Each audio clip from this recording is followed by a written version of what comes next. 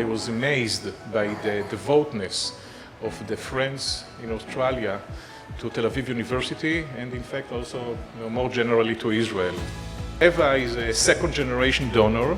She's the daughter of late Ada and Ellen Selwyn. Eva is also donated to Taos Walter Castellan Scholarship Fund, and most recently to the Emergency Post-Trauma Center opened this January.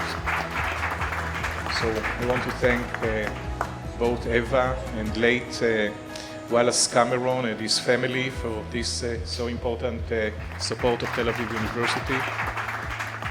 I spoke to Eva about it and she said, I really like to be involved with research, and research of the eye is just so important. Wallace is not Jewish.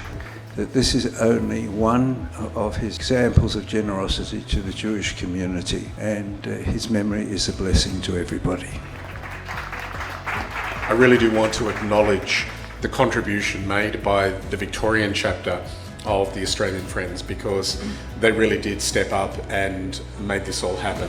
To our dear friends from Australia, I'm deeply grateful to your contribution to this endeavour. Your belief in our vision and your commitment to advancing scientific research is critical in allowing us to pursue new discoveries and innovations.